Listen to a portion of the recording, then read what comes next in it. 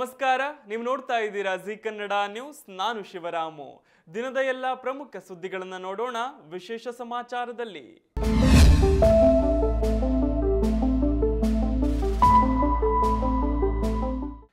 ಪ್ರಧಾನಿ ನರೇಂದ್ರ ಮೋದಿಯವರನ್ನ ಕೊಲ್ಲುವ ಯತ್ನವನ್ನ ಅಮೆರಿಕ ಚೀನಾದಲ್ಲಿ ನಡೆಸಿತ್ತು.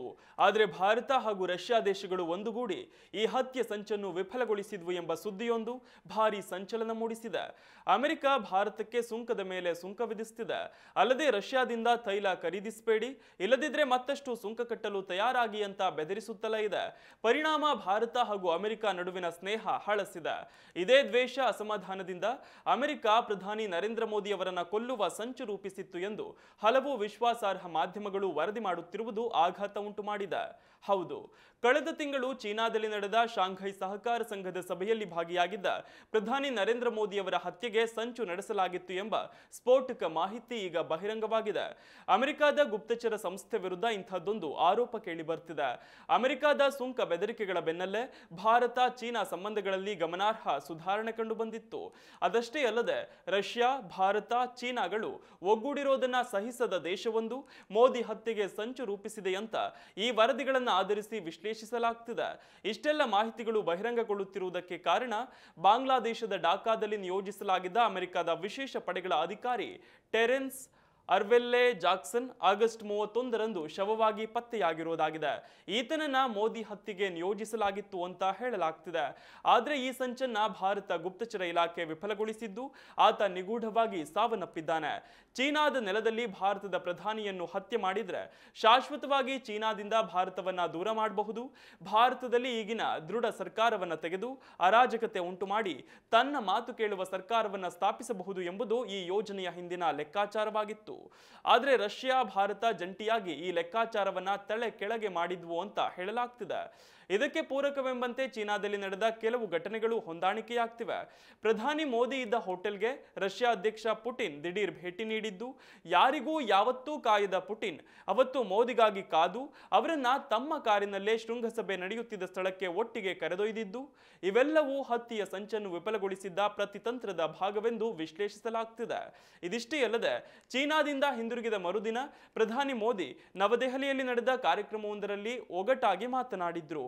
ನಾನು ಚೀನಾಕ್ಕೆ ಹೋಗಿದ್ದರಿಂದ ನೀವು ಚಪ್ಪಾಳೆ ತಟ್ತಿದ್ದೀರಾ ಅಥವಾ ನಾನು ಹಿಂತಿರುಗಿದ್ದರಿಂದ ನೀವು ಚಪ್ಪಾಳೆ ತಟ್ತಿದ್ದೀರಾ ಅಂತ ಪ್ರಧಾನಿ ಮೋದಿ ಗೂಢಾರ್ಥದಲ್ಲಿ ಕೇಳಿದ್ರು. ಈ ಎಲ್ಲ ಅಂಶಗಳು ಇದೀಗ ಒಂದಕ್ಕೊಂದು ತಾಳೆಯಾಗ್ತಿದ್ದು ಮೋದಿ ಹತ್ಯೆ ಸಂಚು ವಿಫಲವಾದ ಕತೆ ಹೇಳ್ತಿವೆ. ಆದರೆ ಈ ಬಗ್ಗೆ ಯಾರೂ ಕೂಡ ಇದುವರೆಗೆ ಅಧಿಕೃತ ಮಾಹಿತಿ, ಸ್ಪಷ್ಟನೆ ನೀಡಿಲ್ಲ. ದೀಪಾವಳಿ ಹೋರಿ ಬೆದರಿಸುವ ಸ್ಪರ್ಧೆಯಲ್ಲಿ ಮಾಜಿ ಶಾಸಕರೊಬ್ಬರಿಗೆ ಹೋರಿಯೊಂದು ತಿವಿದಿರುವ ಘಟನೆ ಶಿವಮೊಗ್ಗ ಜಿಲ್ಲೆಯಲ್ಲಿ ನಡೆದಿದೆ. 2 ದಿನಗಳ ಹಿಂದೆ ಬಳ್ಳಿಗಾವಿಯಲ್ಲಿ ಸಾಂಪ್ರದಾಯಿಕ ಗ್ರಾಮೀಣ ಕ್ರೀಡೆ ಹೋರಿ ಬೆದರಿಸುವ ಸ್ಪರ್ಧೆ ಆಯೋಜಿಸಲಾಗಿತ್ತು. ಸ್ಪರ್ಧೆಯನ್ನು ವೀಕ್ಷಿಸಲು ಶಿಕಾರಿಪುರದ ಮಾಜಿ ಶಾಸಕ ಮಹಾಲಿಂಗಪ್ಪ ತೆರಳಿದ್ದರು. ಮನೆಯೊಂದರ ಬಾಗಿಲ ಮುಂದೆ ಹೋರಿ ಬೆದರಿಸುವ ಸ್ಪರ್ಧೆ ನೋಡುತ್ತಾ ನಿಂತಿದ್ದಾಗ ಅಲ್ಲಿಗೆ ಬಂದ ಹೋರಿ ಒಂದೆರಡು ಬಾರಿ ಮಹಾಲಿಂಗಪ್ಪ ಅವರನ್ನ ತಿವಿದು ಎತ್ತಿ ಹಾಕಿದೆ. ಸಣ್ಣ ಪುಟ್ಟ ಗಾಯಗಳಿಂದ ಮಹಾಲಿಂಗಪ್ಪ ಚೇತರಿಸಿಕೊಂಡಿದ್ದಾರೆ. ಸ್ಥಳೀಯರು ಈ ದೃಶ್ಯವನ್ನ ತಮ್ಮ ಫೋನ್ಗಳಲ್ಲಿ ರೆಕಾರ್ಡ್ ಮಾಡಿಕೊಂಡಿದ್ದಾರೆ. ಮನೆಯೊಂದರ ಬಾಗಿಲತ್ತ ಓಡುತ್ತಿದ್ದ ಮಹಾಲಿಂಗಪ್ಪ ಅವರಿಗೆ ಬಿಳಿ ಬೂದು ಬಣ್ಣದ ಹೋರಿ 2 ಬಾರಿ ಕೊಂಬಿನಿಂದ ತಿವಿದಿದೆ. ತದನಂತರ ಅವರು ಅಂಗಾತ ಮಲಗಿದ್ದಾರೆ. ನಂತರ ಹೋರಿ ಅಲ್ಲಿಂದ ಬೇರೆಡೆಗೆ ಓಡಿದೆ. ಮಾಜಿ ಶಾಸಕರಿಗೆ ಗಾಯಗಳಾಗಿದ್ದು ಚಿಕಿತ್ಸೆಗಾಗಿ ಆಸ್ಪತ್ರೆಗೆ ದಾಖಲಿಸಲಾಗಿದೆ. ಸದ್ಯ ಅವರು ಅಪಾಯದಿಂದ ಪಾರಾಗಿದ್ದಾರೆ. ರಾಜ್ಯದ ಪಾಪ್ಕಾರ್ನ್ ವ್ಯಾಪಾರಿಯೋರ್ವ ತೆಲಂಗಾಣದ ವ್ಯಾಪಾರಿಯೋರ್ವನಿಗೆ ಕೋಟ್ಯಂತರ ರೂಪಾಯಿ ಮೌಲ್ಯದ ಪಾಪ್ಕಾರ್ನ್ ಸರಬರಾಜು ಮಾಡಿದ್ದು ವ್ಯಾಪಾರದ ಹಣವನ್ನ ಆ ವ್ಯಾಪಾರಿ ನೀಡಿಲ್ಲ. ಇದರಿಂದ ರಾಜ್ಯದ ವ್ಯಾಪಾರಿ ನ್ಯಾಯ ಕೋರಿ ಪೊಲೀಸ್ ಠಾಣೆಯಲ್ಲಿ ದೂರು ದಾಖಲಿಸಿದ್ರು. ಪೊಲೀಸರು ಆರೋಪಿಯನ್ನ ಬಂಧಿಸಿದ್ದಾರೆ. ಆದರೆ ಸಚಿವ ಜಮೀರ್ ಅಹಮದ್ ಖಾನ್ ಆರೋಪಿಗೆ ಸಹಾಯ ಮಾಡುವಂತೆ ಪೊಲೀಸರಿಗೆ ಕರೆ ಮಾಡಿ ಮಾತನಾಡಿದ್ದಾರೆ ಎನ್ನಲಾದ ಆಡಿಯೋ ಸೋಷಿಯಲ್ ಮೀಡಿಯಾದಲ್ಲಿ ಹರಿದಾಡುತ್ತಿದ್ದು ಸಾಕಷ್ಟು ಚರ್ಚೆಗೂ ಗ್ರಾಸವಾಗಿದೆ. ಚಿಕ್ಕಬಳ್ಳಾಪುರ ತಾಲೂಕಿನ ದಿಗೂರು ನಿವಾಸಿ ಡಿಎನ್ ರಾಮಕೃಷ್ಣ ಎನ್ನುವ ಪಾಪ್ಕಾರ್ನ್ ಉದ್ಯಮಿ ನೆರೆಯ ತೆಲಂಗಾಣದ ಹೈದರಾಬಾದ್ ಮೂಲದ HKGN ಮಸ್ಕಾನ್ ಪಾಪ್ಕಾರ್ನ್ ಟ್ರೇಡರ್ಸ್ ಮಾಲೀಕ ಸೈಯದ್ ಅಬ್ದುಲ್ ರಜಾಕ್, ಸೈಯದ್ ಅಬ್ದುಲ್ ಅಕ್ಬರ್ ಪಾಷಾ, ನಾಜೀರ್ ಅಹಮದ್ ಎನ್ನುವ ಸಹೋದರರಿಗೆ 1,89 ಲಕ್ಷ ರೂಪಾಯಿ ಮೌಲ್ಯದ ಪಾಪ್ಕಾರ್ನ್ ಜೋಳವನ್ನ ಸರಬರಾಜು ಮಾಡಿದ್ರಂತೆ. ಆದರೆ ಹೈದರಾಬಾದ್ನ ವ್ಯಾಪಾರಿಗಳು ಖರೀದಿ ಮಾಡಿರುವ ಜೋಳದ ಹಣವನ್ನ ರಾಮಕೃಷ್ಣನಿಗೆ ಕೊಟ್ಟಿಲ್ವಂತೆ.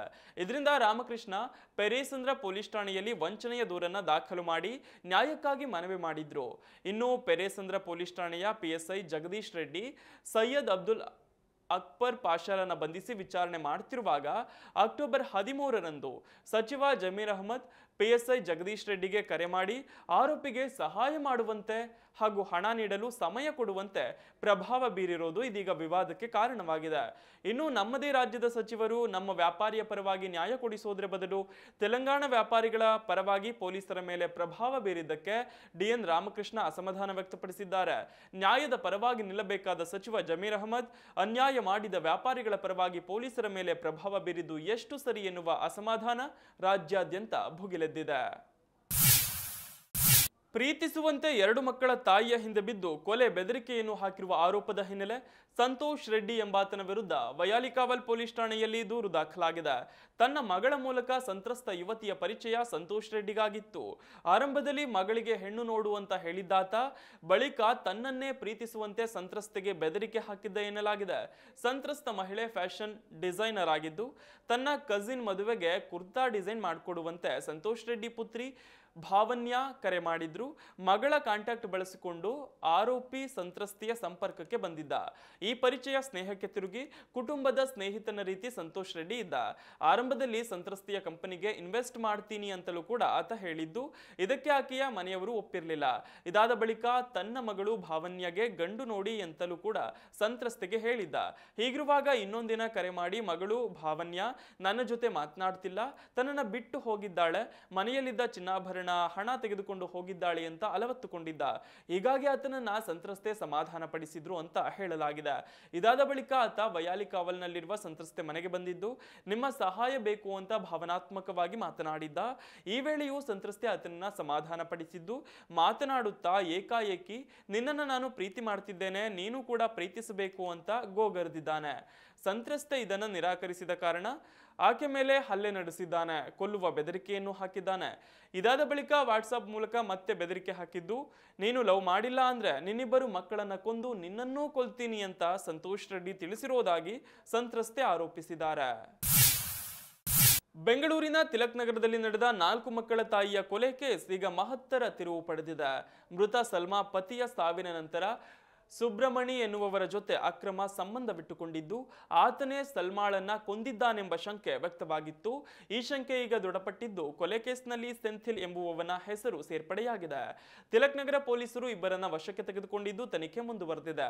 ಪತಿಯನ್ನು ಕಳೆದುಕೊಂಡು 4 ಮಕ್ಕಳ ಜೊತೆಗೆ ಜೀವನ ನಡೆಸುತ್ತಿದ್ದ ಸಲ್ಮಾ ಸುಬ್ರಮಣಿ ಜೊತೆ ಅನೈತಿಕ ಸಂಬಂಧ ಹೊಂದಿದ್ದರು ಎನ್ನಲಾಗಿತ್ತು. ಒಮ್ಮೆಲೆ ಇಬ್ಬರ ನಡುವೆ ಜಗಳವಾಗಿದ್ದು ಈ ವೇಳೆ ಸುಬ್ರಮಣಿ ಸಲ್ಮಾ ತಲೆಗೆ ಹೊಡೆದು ಹತ್ಯೆ ಮಾಡಿದ್ದು ಮೃತದೇಹಕ್ಕೆ ಬಟ್ಟೆ ಸುತ್ತಿ ಕೆಟ್ಟು ನಿಂತಿದ್ದ ಆಟೋದಲ್ಲಿಟ್ಟು ಪರಾರಿಯಾಗಿದ್ದಾನೆ ಅಂತ ಶಂಕೆ ವ್ಯಕ್ತವಾಗಿತ್ತು. ಆದ್ರೀಗ ಈ ಪ್ರಕರಣದಲ್ಲಿ ಇನ್ನೋರ್ವನ ಹೆಸರು ಕೇಳಿ ಬಂದಿದೆ. ಸುಬ್ರಮಣಿ ಮಾತ್ರವಲ್ಲದೆ ಆತನ ಸ್ನೇಹಿತ ಸೆಂಥಿಲ್ ಜೊತೆಗೂ ಸಲ್ಮಾ ಸಲುಗೆಯಿಂದ ಇದ್ದಳು ಅಂತ ತಿಳಿದು ಬಂದಿದೆ. ಈಕೆ ಇವರಿಬ್ಬರನ್ನಷ್ಟೇ ಅಲ್ಲದೆ 3ನೇ ವ್ಯಕ್ತಿಯ ಜೊತೆಗೂ ಅಕ್ರಮ ಸಂಬಂಧ ಹೊಂದಿದ್ದ ವಿಷಯ ತಿಳಿದ ಆರೋಪಿಗಳು ಈ ಕೃತ್ಯ ಎಸಗಿದ್ದಾರೆ ಎನ್ನಲಾಗಿದೆ. ಸುಬ್ರಮಣಿ ಮತ್ತು ಸೆಂಥಿಲ್ ಇಬ್ಬರು ಸೇರಿ ತಿಲಕನಗರದಲ್ಲಿರುವ ಸುಬ್ರಮಣಿ ಮನೆಯಲ್ಲಿ ಆಕೆಯನ್ನ ಕೊಲೆ ಮಾಡಿ ಮೃತದೇಹವನ್ನ ಮಧ್ಯರಾತ್ರಿ 1:30 ಹೊತ್ತಿಗೆ ಮನೆಯಿಂದ 100 ಮೀಟರ್ ದೂರದಲ್ಲಿರುವ ಜಾಗಕ್ಕೆ ಕೊಂಡೊಯ್ದಿದ್ದರು.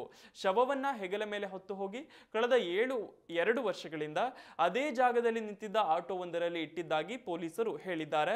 ಆರೋಪಿಗಳಾದ ಸುಬ್ರಮಣಿ ಪೇಂಟಿಂಗ್ ಕೆಲಸ ಮಾಡಿಕೊಂಡಿದ್ರೆ ಸೆಂಥಿಲ್ ಕೂಲಿ ಕೆಲಸ ಮಾಡ್ತಿದ್ದ. ಘಟನೆಯ ನಂತರ ತಿಲಕನಗರ ಪೊಲೀಸರು ತೀವ್ರ ಶೋಧ ಕಾರ್ಯ ಆರಂಭಿಸಿ ಇಬ್ಬರನ್ನು ಬಂಧಿಸಿದ್ದಾರೆ.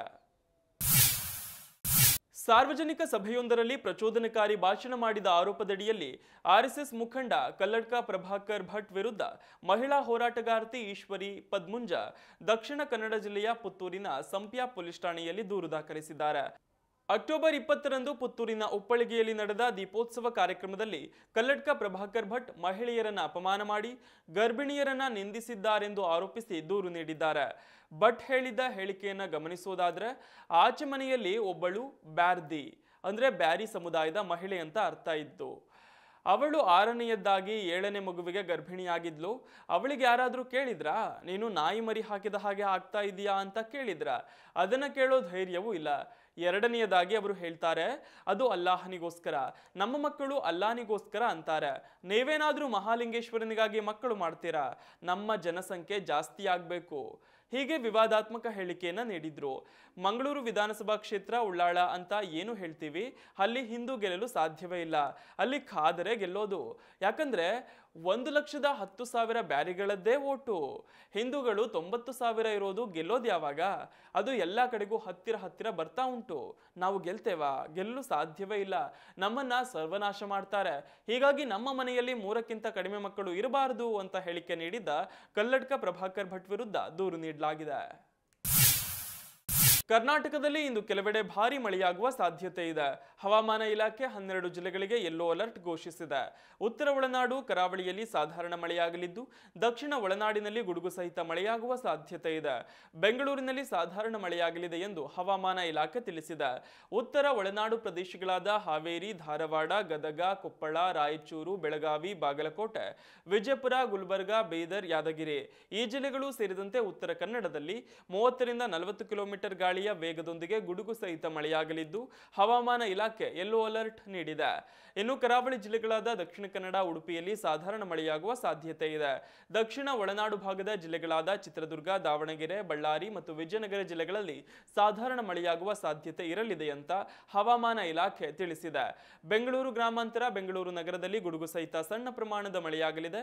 ಚಾಮರಾಜನಗರ, ಚಿಕ್ಕಬಳ್ಳಾಪುರ, ಚಿಕ್ಕಮಗಳೂರು, ಹಾಸನ, ಕೊಡಗು, ಕೋಲಾರ, ಮಂಡ್ಯ, ಮೈಸೂರು, ರಾಮನಗರ, ಶಿವಮೊಗ್ಗ ಮತ್ತು ತುಮಕೂರಿನಲ್ಲೂ ಸಣ್ಣ ಪ್ರಮಾಣದ ಮಳೆಯಾಗಲಿದೆ ಅಂತ ಹವಾಮಾನ ಇಲಾಖೆ ತಿಳಿಸಿದೆ. ಬೆಂಗಳೂರಿನಲ್ಲಿ ಇಂದು ಮಳೆಯಾಗುವ ಸಾಧ್ಯತೆ ಹೆಚ್ಚಿದ್ದು, 55% ಮಳೆಯಾಗುವ ಸಾಧ್ಯತೆ ಮತ್ತು 33% ಗುಡುಗು ಸಹಿತ ಮಳೆಯಾಗುವ ಸಾಧ್ಯತೆ ಇದೆ. ಮೋಡ ಕವಿದ ವಾತಾವರಣ ಇರಲಿದೆ. ಆಂಧ್ರಪ್ರದೇಶದ ಕರಾವಳಿ ಪ್ರದೇಶಗಳಲ್ಲಿ ಮುಂದಿನ ವಾರ ಭಾರೀ ಮಳೆಯಾಗುವ ಸಾಧ್ಯತೆ ಇದೆ. ಬಂಗಾಳಕೊಲ್ಲಿಯಲ್ಲಿ ರೂಪುಗೊಳ್ಳುತ್ತಿರುವ ಚಂಡಮಾರುತವು ಆಂಧ್ರ ಕರಾವಳಿಯತ್ತ ವೇಗವಾಗಿ ಚಲಿಸುತ್ತಿದೆ ಎಂದು ಭಾರತ ಹವಾಮಾನ ಇಲಾಖೆ ಎಚ್ಚರಿಕೆ ನೀಡಿದೆ. ಈ ಚಂಡಮಾರುತಕ್ಕೆ ಥೈಲ್ಯಾಂಡ್ ಮೋಂಥಾ ಎಂದು ಹೆಸರಿಸಿದೆ. ಇದು ಈ ತಿಂಗಳ 2ನೇ ಚಂಡಮಾರುತವಾಗಲಿದೆ. ಈ ತಿಂಗಳ ಆರಂಭದಲ್ಲಿ ಗುಜರಾತ್ ಕರಾವಳಿಯ ಬಳಿ ಅರಬ್ಬಿ ಸಮುದ್ರದಲ್ಲಿ ಚಂಡಮಾರುತ ರೂಪುಗೊಂಡಿತ್ತು. ಕಡಿಮೆ ಒತ್ತಡ ಪ್ರದೇಶವು ಸೋಮವಾರದ ವೇಳೆಗೆ ಚಂಡಮಾರುತದ ರೂಪ ಪಡೆಯುವ ಸಾಧ್ಯತೆ ಇದೆ. ಇದು ನಂತರ ವಾಯುವ್ಯ ದಿಕ್ಕಿನಲ್ಲಿ ಚಲಿಸಬಹುದು. ಅಕ್ಟೋಬರ್ 28ರಂದು ಚಂಡಮಾರುತವಾಗಿ ತೀವ್ರಗೊಳ್ಳಲಿದೆ. ಅಕ್ಟೋಬರ್ 28ರಂದು ಮಚಿಲಿಪಟ್ಟಣ ಮತ್ತು ಕಳಿಂಗಪಟ್ಟಣಂ ನಡುವೆ ಆಂಧ್ರಪ್ರದೇಶದ ಕಾಕಿನಾಡ ಕರಾವಳಿಯನ್ನ ಅಪ್ಪಳಿಸಬಹುದು ಅಂತ ಐಎಂಡಿ ಹೇಳಿದೆ. ಈ ಸಮಯದಲ್ಲಿ ಗಾಳಿಯ ವೇಗ ಗಂಟೆಗೆ 90 ರಿಂದ 100 ಕಿಲೋಮೀಟರ್ ಆಗಿರುತ್ತೆ. ಇದು ಗಂಟೆಗೆ 110 ಕಿಲೋಮೀಟರ್ ವರೆಗೆ ತಲುಪಬಹುದು. ಆಂಧ್ರದ ಅನೇಕ ಕರಾವಳಿ ಜಿಲ್ಲೆಗಳಲ್ಲಿ, ವಿಶೇಷವಾಗಿ ಪೂರ್ವ ಗೋದಾವರಿ, ಪಶ್ಚಿಮ ಗೋದಾವರಿ, ವಿಶಾಖಪಟ್ಟಣಂ, ಕಾಕಿನಾಡ ಮತ್ತು ಶ್ರೀಕಾಕುಳಂನಲ್ಲಿ ಭಾರೀ ಮಳೆಯಾಗುವ ನಿರೀಕ್ಷೆ ಇದೆ. ಕೆಲವು ಪ್ರದೇಶಗಳಲ್ಲಿ ಭಾರೀ ಮಳೆಯಾಗಬಹುದು. ಕಳೆದ ಕೆಲವು ದಿನಗಳಿಂದ ರಾಜ್ಯದಲ್ಲಿ ಹಗುರದಿಂದ ಮಧ್ಯಮ ಮಳೆಯಾಗ್ತಿದೆ. ಆದರೆ ಮೊಂಥಾ ಚಂಡಮಾರುತ ಸಕ್ರಿಯಗೊಂಡಂತೆ ಮಳೆಯ ತೀವ್ರತೆ ಹಲವು ಪಟ್ಟು ಹೆಚ್ಚಾಗುವ ನಿರೀಕ್ಷೆ ಇದೆ. ಆಡಳಿತವು ಈಗಾಗಲೇ ವಿಪತ್ತು ನಿರ್ವಹಣಾ ತಂಡಗಳನ್ನ ಜಾಗರೂಕತೆಯಲ್ಲಿ ಇರಿಸಿದೆ. ಯಾವುದೇ ತುರ್ತು ಪರಿಸ್ಥಿತಿಯನ್ನು ಎದುರಿಸಲು ಕರಾವಳಿ ಜಿಲ್ಲೆಗಳಲ್ಲಿ ಎನ್ಡಿಆರ್ಎಫ್ ಮತ್ತು ಎಸ್ಡಿಆರ್ಎಫ್ ತಂಡಗಳನ್ನ ನಿಯೋಜಿಸಲಾಗುತ್ತದೆ. ಅಕ್ಟೋಬರ್ 27ರಿಂದ ಮೀನುಗಾರರು ಸಮುದ್ರಕ್ಕೆ ಇಳಿಯದಂತೆ ಸರ್ಕಾರ ಕಟ್ಟುನಿಟ್ಟಿನ ಎಚ್ಚರಿಕೆ ನೀಡಿದೆ. ಅಲ್ಲದೆ ಕರಾವಳಿ ಹಳ್ಳಿಗಳಲ್ಲಿ ವಾಸಿಸುವ ಜನರನ್ನ ಸುರಕ್ಷಿತ ಸ್ಥಳಗಳಿಗೆ ಸ್ಥಳಾಂತರಿಸಲು ಸಿದ್ಧತೆಗಳನ್ನು ಪ್ರಾರಂಭಿಸಲಾಗಿದೆ. ರಾಜ್ಯದ ಬಂದರುಗಳನ್ನು ಕೂಡ ಹೈ ಅಲರ್ಟ್ ನಲ್ಲಿ ಇರಿಸಲಾಗಿದೆ. ತಮಿಳುನಾಡು, ಒಡಿಶಾದಲ್ಲೂ ಕೂಡ ಚಂಡಮಾರುತದ ಪ್ರಭಾವ ಇರಲಿದೆ ಅಂತ ಹೇಳಲಾಗ್ತಿದೆ. ದೀಪಾವಳಿ ಹಬ್ಬಗಳಿಗೆ ಬಿಹಾರಕ್ಕೆ ಜನರನ್ನ ಸಾಗಿಸಲು ಸಾಮರ್ಥ್ಯ ಮೀರಿ ಓಡುವ ರೈಲುಗಳ ಬಗ್ಗೆ ಕಾಂಗ್ರೆಸ್ ನಾಯಕ ಮತ್ತು ಲೋಕಸಭಾ ಸಂಸದ ರಾಹುಲ್ ಗಾಂಧಿ ಸರ್ಕಾರವನ್ನ ತರಾಟೆಗೆ ತೆಗೆದುಕೊಂಡರು. ಹಬ್ಬದ ಋತುವಿನಲ್ಲಿ ಪ್ರಯಾಣಿಕರನ್ನ ರೈಲಿನಲ್ಲಿ ಅಮಾನವೀಯ ರೀತಿಯಲ್ಲಿ ಸಾಗಿಸಲಾಗ್ತಿದೆ ಅಂತ ಅವರು ಟೀಕಿಸಿದ್ದಾರೆ. ಬಿಹಾರಕ್ಕೆ ಹೋಗುವ ರೈಲುಗಳು ತುಂಬಿ ತುಳುಕ್ತಿವೆ. ಟಿಕೆಟ್ ಪಡೆಯುವುದು ಅಸಾಧ್ಯವಾಗಿದೆ. ಅನೇಕ ರೈಲುಗಳು ತಮ್ಮ ಸಾಮರ್ಥ್ಯಕ್ಕಿಂತ 2 ಪಟ್ಟು ಹೆಚ್ಚಿನ ಪ್ರಯಾಣಿಕರನ್ನ ಸಾಗಿಸುತ್ತಿದೆ. ಜನರು ಬಾಗಿಲುಗಳಿಂದ ನೇತಾಡ್ತಿದ್ದಾರೆ ಅಂತ ರಾಹುಲ್ ಗಾಂಧಿ ವಿಡಿಯೋವನ್ನು ಹಂಚಿಕೊಂಡು ಎಕ್ಸ್ನಲ್ಲಿ ಟೀಕಾ ಪ್ರಹಾರ ನಡೆಸಿದ್ದಾರೆ. ಈ ವೇಳೆ ಡಬಲ್ ಎಂಜಿನ್ ಸರ್ಕಾರವನ್ನ ರಾಹುಲ್ ಗಾಂಧಿ ಖಂಡಿಸಿದ್ದಾರೆ.